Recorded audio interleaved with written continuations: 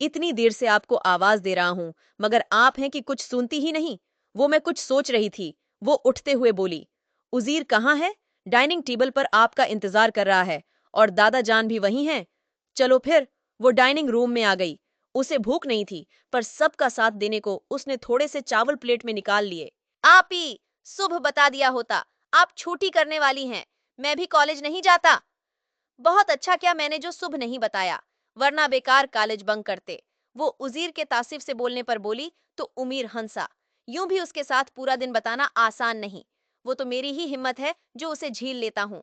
दादा जान। तानिया और उमीर हंसने लगे तो वो मुंह बनाकर शिकायती अंदाज में बोला, तुम दोनों क्यों हर वक्त उसे छेड़ते रहते हो? उसकी दाद रस्सी में दादा जान जरा रौब से बोले तो उमीर झट से बोला, हमें छेड़ने की क्या जरूरत है? ये पैदाइशी छुड़ा हुआ है। और फिर तानिया के साथ मिलकर हंसने लगा। बात सही थी, इसलिए अजहर फारूकी भी मुस्कुराए तो उजीर बेचारा और रूहान सा हो गया।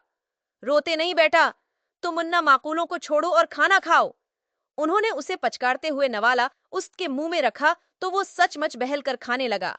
देखा, तुम तीनों में एक उजीर ही है जो सीधा और मासूम है, और तुम दोनों हर वक्त उसकी मासूमियत का मजाक उड़ाते हो। उजीर ने यूं गर्दन अकड़ाकर देखा जैसे उजहर फारूकी ने उसे कोई एजाज बख्शा हो, और उसकी उस हरकत पर वो दोनों और भी हंसने लगे। वो भी एक सहानी शाम का मंजर था। गर्म घास पर भरी हुई टरे थामे वो सहज सहज कदम उठाती लान में रखी चेयर्स की तरफ बढ़ी चली आ रही थी, जिन पर ब्राजमान अजहर फारूकी और नूर उल हदी दुनिया वो माफिया से बेखबर न जाने किन बातों में उलझे थे। उन दोनों ने ही उसकी आमद को महसूस नहीं किया था। बल्कि नूराल हैदी तो इस वक्त चौंके जब टरे रखने के लिए झुकते हुए उसका कासनी दुपट्टा शाने से सरक कर घटने पर रखे उनके हाथ पर आ पड़ा। उसने एक हाथ से दुपट्टा कुंधे पर डालते हुए दूसरे हाथ में बड़ा सा कप उठाकर बाबा जान की तरफ बढ़ाया, मगर उन्होंने हाथ में पकड़ा अखबार एकदम ही अपने सामने फैला लिया। वो सुन सी हो गई, ये हो ही नहीं सकता। इजहर फारूकी ने उसे अपनी तरफ कब बढ़ाते ना देखा हो। नूराल हादी को भी उनकी हरकत अच्छी नहीं लगी थी। वो खुद को बोलने से रोक ना पाए, बाबा जान, वो आपको कब पकड़ा रही है? इजहर फारूकी ने जरा सा अखबार का कोना नीचे करते हुए सिरसरी से अंदाज में कहा, टेबल पर रख दो ना बेटा। और फिर से अखबार अपने सामने किया।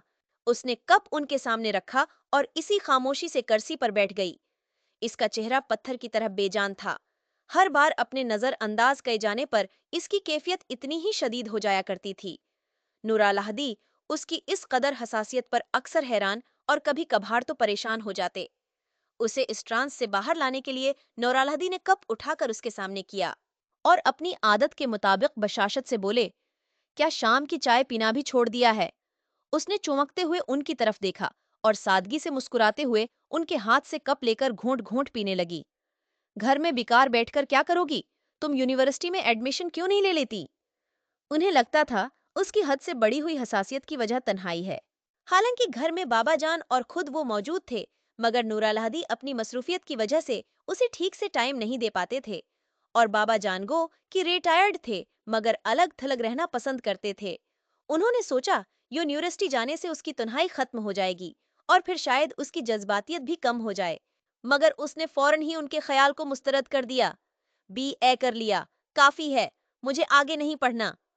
ये क्या बात हुई? वो टोक कर बोले। बस। कुछ समझ नहीं आया तो उसने कुंधे अचका दिए। बस। क्या? वो भी कभार ही बड़ेपन का रोब झाड़ते थे, और जब ऐसा करते बड़े आराम से मरूब हो जाती, जैसे अभी हो गई थी। वो इसी लहजे में बोले, मेरा ख्याल है एडमिशन तो ओपन हो चुके होंगे, मैं किसी दिन फार्म ले आऊंगा, तुम बस फल कर देना। मगर हादी भाई, मुझे आगे नहीं पढ़ना, वो मनमनाई। क्यों? उनका अंदाज हनूज वही था। मुझे कोर्स की किताबें अच्छी नहीं लगते। बड़ा मासूम सा अंदाज था। नूराल हदी मुस्कुरा दिए। फिर क्या अच्छा लगता है? बताऊं? वो उसी भूलपन से जोश में बोली। वो इसी भूलपन से जोश में बोली। फिर उनके जवाब का इंतजार कए बगैर शुरू हो गई। उसने सिर उठाकर दूर तक फैले आसमान को देखा और कहा, मुझे आसमान को देखना अच्छा लगता है। उसमें उड़ते बादल और परंदों की चहकार, सूरज की किरणें और चांद की चांदनी, फूल, तितली, खुशबू, सहरा में बहती हुआ की आवाज, समंदर की लहरें, सर्दियों का मौसम।